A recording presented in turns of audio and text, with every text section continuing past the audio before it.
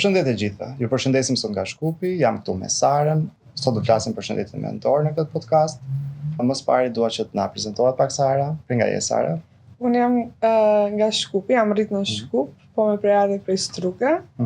Jam 19 vjeçe, sapo mbarova me gjimnaz në Nova. Si ke kaluar në shkollë të mesme? Mund na flasësh pak për eksperiencën tënde? Në shkollë të mesme kam kalu mirë, nuk kam pas shumë shoqëni, sepse ka qenë shkollë internacionale, shumë njerëz të ndryshëm edhe shumë pak njerëz që përshtatesh, po në përgjithësi ka qenë mirë. Në rregull, Sara, faleminderit shumë që ndave eksperiencën tënde, na dha një hyrje të shkurtër, pak a shumë për veten tënde. Po gjithsesi dua që tani ti ndash pak mendimet e tua për shëndetin mendor këtu në vendin tonë, në shoqërinë tënde, se çfarë mendon ti për shëndetin mendor, se si qëndrojnë njerëzit tu, cilat janë sfidat që mendon që i kanë këtu njerëzit, a duhet që të përballen më shumë me shëndetin e tyre mendor, se mendon që është në një nivel stabil.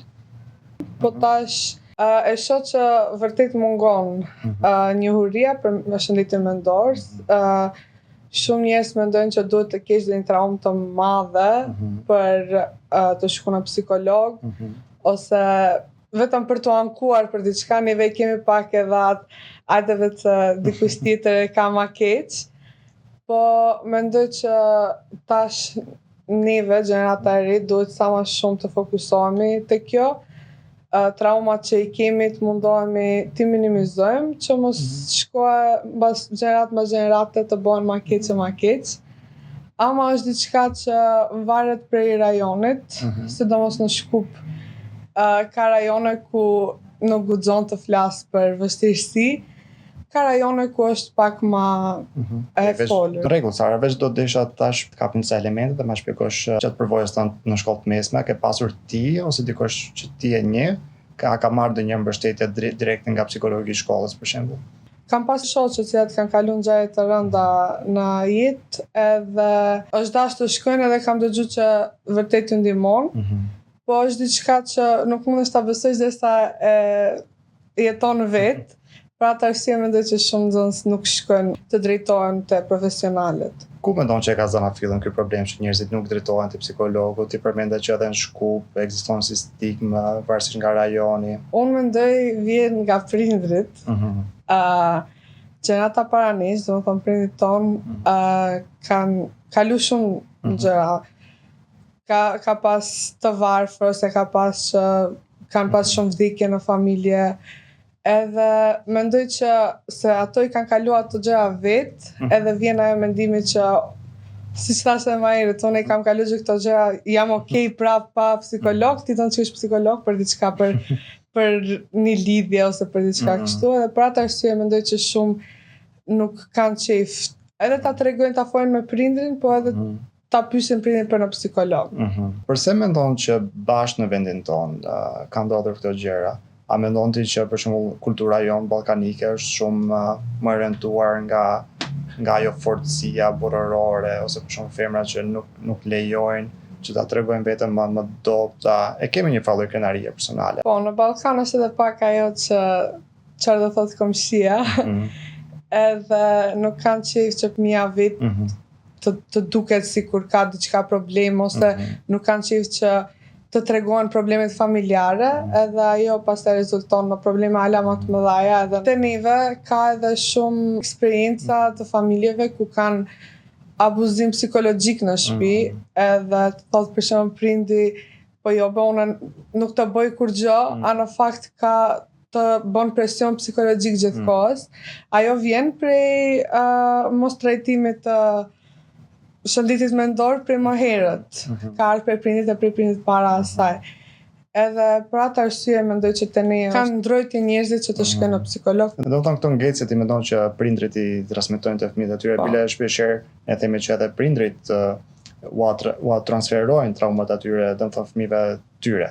Për shembull, prindrit ton kanë kaluar nëpër periudha lufte, nëpër periudha varfërie, kanë humbur shok, shoqe, dhe besoj që edhe këto ne na kanë ndikuar. Ti personalisht ka kënë tjerë diçka të tillë? Unë personalisht jo, po kam parë prej shoqënisë, kam parë shoqëni shumë të ndryshme edhe ku kanë presion që mos dil, mos vesh, mos e bën këtë, mos posto. Ajo të shkakton stres, ta humb vetbesimin edhe në fund të ditës nuk duket sikur diçka shumë e madhe, po mund të ndikojë në mënyrën se si dikush e vazhdon jetën edhe si rritet, sidomos në këtë moshë.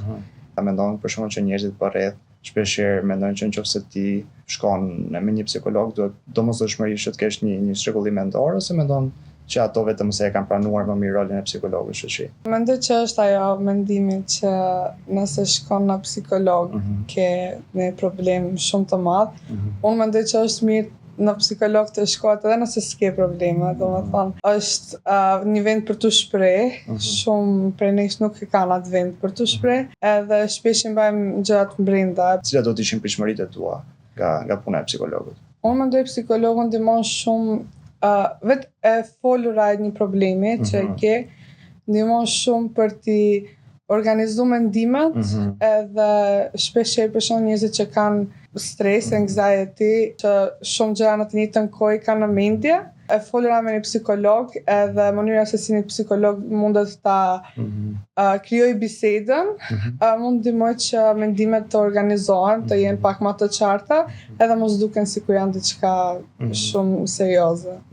Mendon që gjërat të reja po janë kështu konservativ në aspektin e shëndetit mendor? Mendoj që janë të e kalu, shpresoj.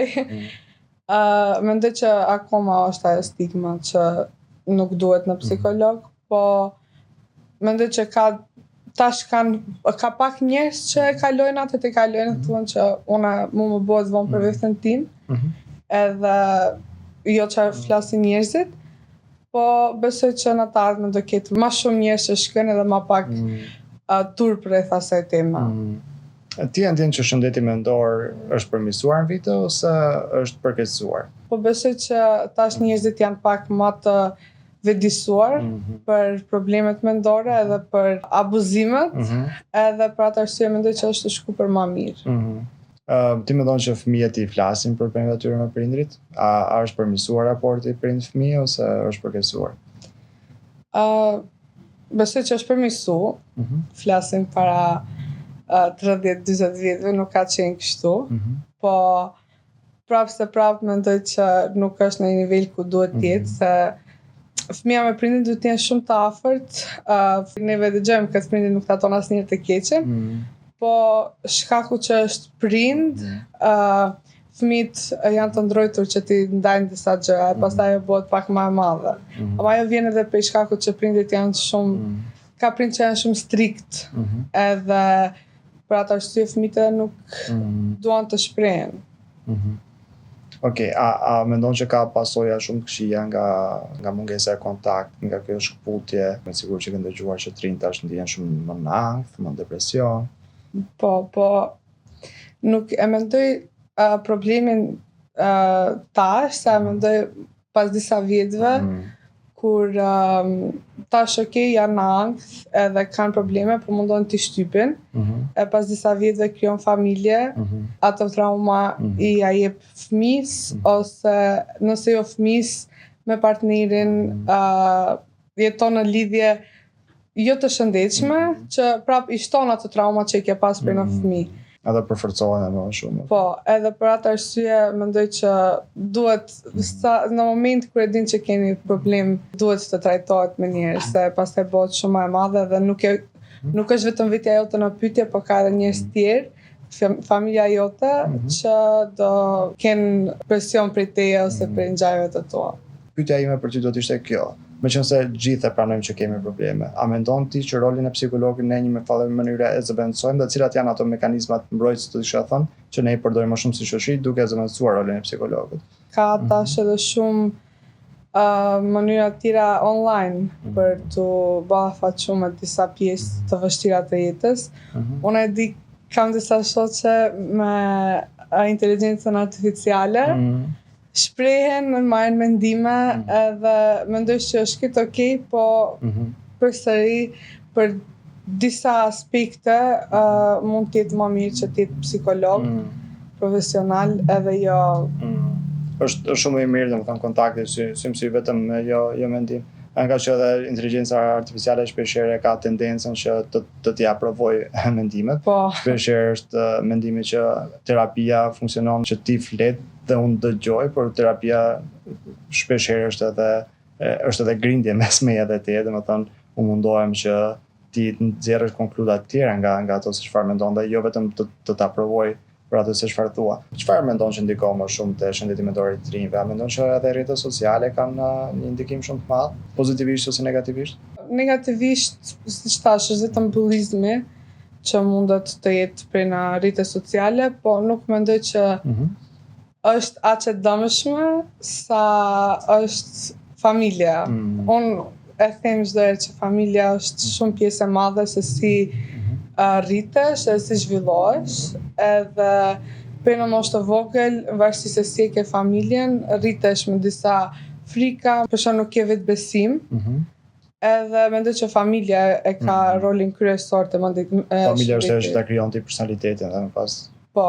Që do të përballesh. Te rrjetet sociale, prapë mendoj që për shembull prej të vegjël nuk duhet shumë rrjetet sociale për shkak që mund të afektojnë shumë lehtë, po familja prapë ka rolin kryesor. Rregull. Vjen mirë, shumë faleminderit që i ndave këto mendimet e tua me ne. Ishte shumë kënaqësi që bashkë bisedua.